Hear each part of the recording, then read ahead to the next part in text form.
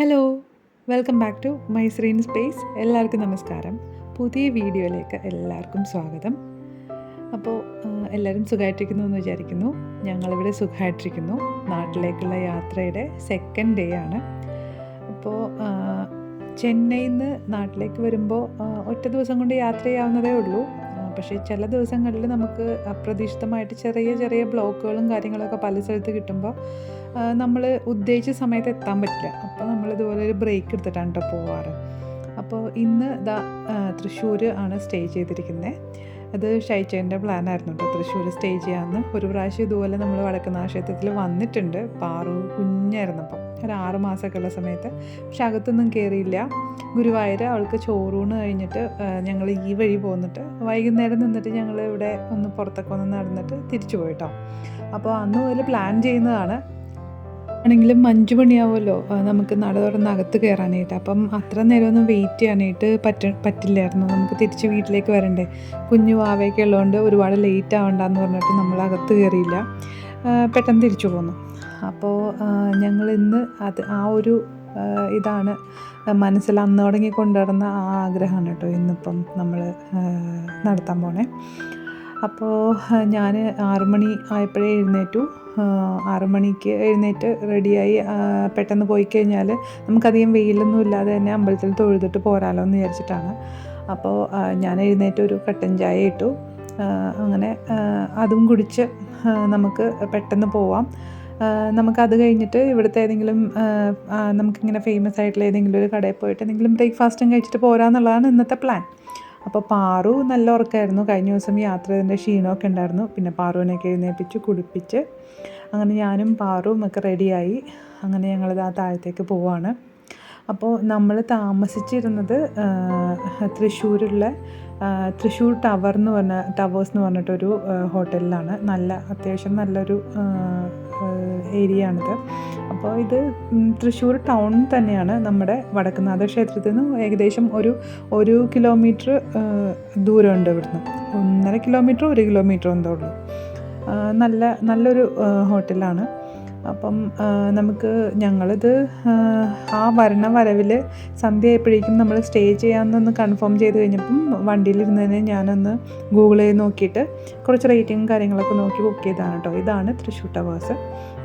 അപ്പോൾ നമ്മുടെ ബഡ്ജറ്റിനനുസരിച്ചിട്ട് ഏത് വേണമെങ്കിലും ബുക്ക് ചെയ്യാം. നമ്മളൊരു സുപ്പീരിയർ ആ ഒരു കാറ്റഗറിയാണ് ബുക്ക് ചെയ്തത്. അത്യാവശ്യം നല്ല ഫെസിലിറ്റി ഒക്കെ ഉണ്ടായിരുന്നു.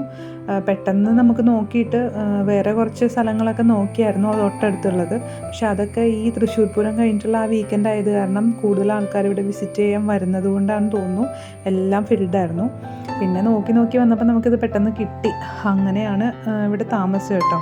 അത്യാവശ്യം നല്ലൊരു സാറ്റിസ്ഫൈഡ് ആയിട്ടുള്ളൊരു ഫീലാണ് നമുക്ക് തോന്നിയത്. സർവീസൊക്കെ നല്ലതായിരുന്നു. അപ്പോൾ നമ്മളിപ്പോൾ പോകുന്നത് തൃശ്ശൂർ നഗരത്തിൻ്റെ ഹൃദയഭാഗത്ത് കൂടെയാണെന്നാണ് എനിക്ക് തോന്നുന്നത്. അപ്പം നമ്മൾ നേരെ അമ്പലത്തിലേക്ക് പോകുന്നു, വേറെ എങ്ങും കയറുന്നില്ല കേട്ടോ. അപ്പോൾ ടൗണൊക്കെ ഇങ്ങനെ രാവിലെ ഇങ്ങനെ ഉണർന്ന് വരണേ ഉണ്ടായിരുന്നുള്ളൂ. അധികം തിരക്കായിട്ടില്ല. അതിൻ്റേതായ ഒരു സുഖമുണ്ട്. നല്ല കാലാവസ്ഥയായിരുന്നു. അങ്ങനെ കാര്യമായിട്ടുള്ളൊരു വെയിൽ വന്നിട്ടില്ല.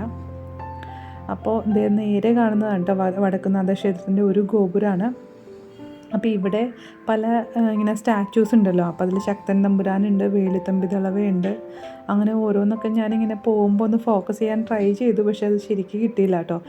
ഈ കാണുന്ന ഗോപുരം കണ്ടോ, ഇത് കാണുമ്പോൾ തന്നെ നമുക്ക് സ്ഥലം പിടികിട്ടും. അത്രയ്ക്ക് ഫേമസ് ആയിട്ടുള്ള ഒരു അമ്പലമാണ്. അപ്പോൾ വടക്കുന്നാഥൻ്റെ അടുത്ത് നമുക്ക് ഇന്ന് വരാനായിട്ടാണ് യോഗം. അന്ന് ഈ പടിവാതിലിൽ വരെ വന്നിട്ട് നമുക്ക് അകത്ത് കയറി തൊഴാൻ പറ്റിയില്ല. അതാ പറയണത്, നമ്മുടെ ഭഗവാൻ നമ്മൾ വിളിക്കുമ്പോഴേ നമുക്കിവിടെ എവിടെയാണെങ്കിലും ക്ഷേത്രങ്ങളിൽ വരാൻ പറ്റുള്ളൂ എന്ന് പറയുന്നത്. അങ്ങനെ അത് സത്യമാണെന്ന് എനിക്ക് പലപ്പോഴും തോന്നിയിട്ടുണ്ട് കേട്ടോ. നമ്മൾ വിചാരിച്ചു കഴിഞ്ഞാൽ നമുക്ക് എല്ലായിടത്തും ഓടി അങ്ങ് പോകാൻ പറ്റില്ല. നമ്മുടെ കയ്യിൽ വണ്ടി ഉണ്ടാവും, നമുക്ക് സമയം ഉണ്ടാവും, പൈസ ഉണ്ടാവും. പക്ഷേ നമുക്ക് എന്തെങ്കിലുമൊക്കെ തടസ്സങ്ങൾ വന്നിട്ട് നമ്മളത് വേണ്ടാന്ന് വെക്കും. നമ്മൾ തന്നെ എന്നാൽ പിന്നെ ആവട്ടെ എന്നവന് മാറ്റി വയ്ക്കും. ചിലപ്പോൾ പോകാനൊരുങ്ങിയിട്ടും അത് നടക്കണമെന്നില്ല. അപ്പോൾ അങ്ങനത്തെ പല അനുഭവങ്ങളും പലർക്കും ഉണ്ടാവും. അപ്പോൾ ചില അമ്പലങ്ങൾ പ്രത്യേകിച്ച് അങ്ങനെ പറയാറുണ്ട്, അവിടെ നമ്മൾ വിചാരിച്ചാലൊന്നും പോകാൻ പറ്റില്ല, അവിടുത്തെ ദേവിയാണോ ദേവനാണോ അവർ വിചാരിക്കണമെന്ന് പറയും. അങ്ങനെ ഞങ്ങൾ അകത്ത് കയറി തൊഴുതു. നന്നായിട്ട് തന്നെ തൊഴാൻ പറ്റി. ഞങ്ങളപ്പം കുറച്ച് ഇച്ചിരി നേരം അവിടെ സ്പെൻഡ് ചെയ്തു. അപ്പോൾ അത്യാവശ്യം വെയിലൊക്കെ ആയി തുടങ്ങിയിട്ടുണ്ട്. നമുക്ക് പ്രസാദമൊക്കെ കിട്ടിയതാണ് കേട്ടോ. അപ്പോൾ പുറത്തൊരു സ്ഥലത്തു നിന്ന് ഇതുപോലെ പ്രസാദത്തിൽ ഇത്തിരി അവലും നനച്ചതുണ്ടല്ലോ, വിളയിച്ചത് നനച്ചതല്ല, അതുണ്ടായിരുന്നു പ്രസാദമായിട്ട്. പിന്നെ അകത്തുനിന്ന് കിട്ടിയതാണിത്. നെയ്യും ചന്ദനവും പുഷ്പവുമാണ് കിട്ടിയത്. നെയ്യ് ആ ചന്ദനത്തിൻ്റെ ഇപ്പുറത്തെ സൈഡിലായിരുന്നു. അതിപ്പോൾ ഞാനിപ്പോൾ പിടിച്ചിങ്ങനെ ഇത്തിരി മിക്സ് ആയിട്ടുണ്ടെന്നേ ഉള്ളൂ. അപ്പോൾ ആ നെയ്യ് കഴിക്കണം കേട്ടോ. നെയ്യ് കഴിച്ചു ഞങ്ങൾ. നെയ്യ് നമുക്ക് അവിടെ ഇരുന്ന് തന്നെ ഞങ്ങൾ കഴിച്ചു. അപ്പം അവിടെ ചുമ്മാ ഇങ്ങനെ ഒന്ന് ജസ്റ്റ് ഒരു വീഡിയോ എടുത്തതാണ് കേട്ടോ. അവിടെ അകത്തുള്ള ഫോട്ടോഗ്രാഫീസൊന്നും ഞാനധികം കണ്ടിട്ടില്ല. ഇവിടെ അങ്ങനെ എടുക്കാനും പാടില്ല എന്ന് തോന്നുന്നു. അങ്ങനെയുള്ള സ്ഥലത്തൊന്നും ഞാനങ്ങനെ പോയി കഴിഞ്ഞാൽ വീഡിയോസൊന്നും എടുക്കാനായിട്ട് ഞാൻ മെനക്കെടാറില്ല കേട്ടോ. അപ്പോൾ ജസ്റ്റ് ഒന്ന് നമ്മുടെ ആ ഒരു ഓർമ്മയ്ക്ക് വേണ്ടി മാത്രം ചെറിയൊരു വീഡിയോ എടുത്തതാണ്. അപ്പോൾ വളരെ ഇങ്ങനെ കാമായിട്ടൊരു സ്ഥലമാണ്. നമുക്ക് അകത്ത് കയറിയാൽ ഭയങ്കരമായിട്ട് ഇഷ്ടപ്പെടും. ഇവിടെ ആരെങ്കിലുമൊക്കെ പോവാതെ ഉണ്ടെങ്കിൽ ഒരു ചാൻസ് കിട്ടുവാണെങ്കിൽ എന്തായാലും മിസ് ചെയ്യരുത്. അകത്ത് ഒരുപാട് കാണാനുണ്ട് കേട്ടോ. നമുക്കിങ്ങനെ നടക്കുമ്പോൾ ശരിക്കും ആ ഒരു പീസ് ഓഫ് മൈൻഡ് ശരിക്കും അനുഭവിക്കാൻ പറ്റും. പിന്നെ പുറത്തിറങ്ങി ഇതുപോലെ ഒന്ന് പോസൊക്കെ ചെയ്ത് പിന്നെ കുറച്ച് ഫോട്ടോസ് എടുത്തു. ഇത് പാറമേക്കാവിലാണ് കേട്ടോ. അപ്പോൾ അവിടെ നിന്നിട്ട് വീഡിയോസൊന്നും എടുത്തില്ല, കാരണം ശരിക്കും ടയേർഡായിട്ടുണ്ടായിരുന്നു. പിന്നെ ആ അമ്പലത്തിൻ്റെ പാറമേക്കാവ് ക്ഷേത്രത്തിൻ്റെ തൊട്ട് ആ ഫ്രണ്ടിലൊരു പാർക്കിംഗ് സ്പേസ് ഉണ്ടല്ലോ, അതിൻ്റെ തൊട്ട് സൈഡിൽ തന്നെ കുറച്ച് കടകളുണ്ട്. അവിടെ ഇതുപോലൊരു സർബത്തിൻ്റെ കടയുണ്ട്.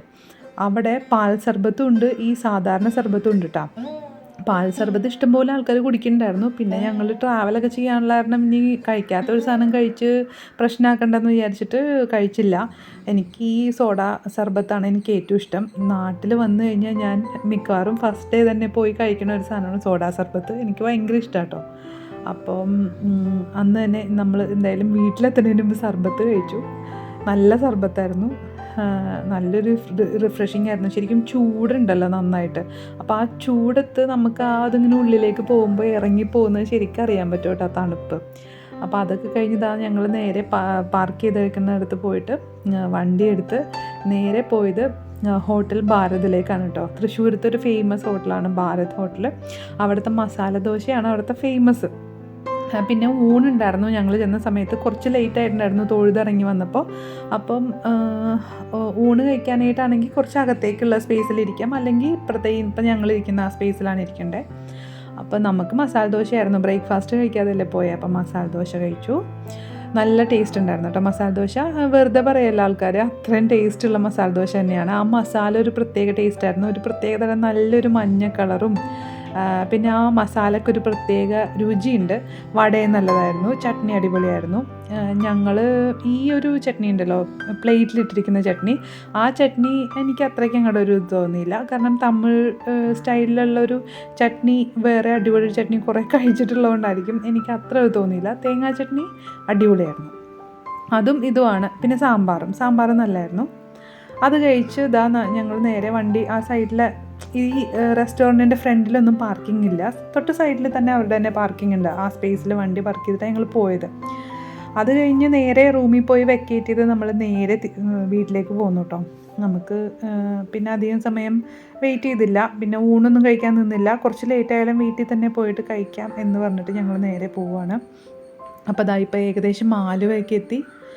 ആലുവയൊക്കെ എത്തുമ്പോൾ തന്നെ എനിക്കൊരു ഹാപ്പിനെസ്സാണ് കേട്ടോ. കാരണം ഞാനൊരു എറണാകുളംകാരി ആയതുകൊണ്ട് എറണാകുളത്തോട് അടുക്കുന്നതാണല്ലോ ആലുവ. ആ ആലുവയൊക്കെ അടുക്കുമ്പോൾ എറണാകുളം എത്തി എന്നുള്ളൊരു ഫീലാണ്. അങ്കമാലി കഴിഞ്ഞ് കഴിയുമ്പോൾ എനിക്ക് നമ്മുടെ നാടെത്തിയല്ലോ എന്നുള്ളൊരു ഫീലിംഗ് വരും. അപ്പോൾ ആലുവ എത്തിയപ്പോൾ ഞാൻ ചുമ്മാ ഒരു വീഡിയോ എടുത്തതാണ് കേട്ടോ. അങ്ങനെ ഇനിയിപ്പോൾ ഞങ്ങൾക്ക് തലയോലപ്പറമ്പ് വരെ പോകണം. അതിന് ഏകദേശം 1 hour ആവും കേട്ടോ വീടെത്തുമ്പോൾ. എന്തായാലും നമ്മൾ ലഞ്ച് വീട്ടിൽ ചെന്നിട്ടാണ് കഴിക്കുന്നത്. അപ്പോൾ വേഗം പോവാം എന്നുള്ളൊരു പ്ലാനിൽ വേറെ എങ്ങും നിർത്തുന്നില്ല, നേരെ വീട്ടിലേക്ക് വിടുകയാണ്.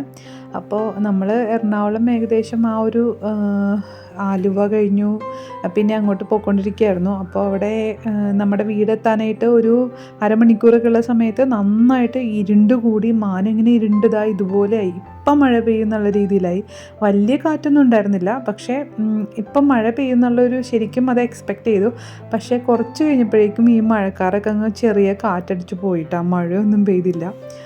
അപ്പോൾ ഇനി വീട്ടിലെത്തിയിട്ടുള്ള വിശേഷങ്ങളൊക്കെ ആയിട്ട് നമുക്ക് അടുത്ത വീഡിയോയിൽ കാണാം. അപ്പോൾ വീഡിയോ ഇഷ്ടപ്പെടുവാണെങ്കിൽ സബ്സ്ക്രൈബ് ചെയ്യുക, സപ്പോർട്ട് ചെയ്യുക. എല്ലാവർക്കും thank you so much. By.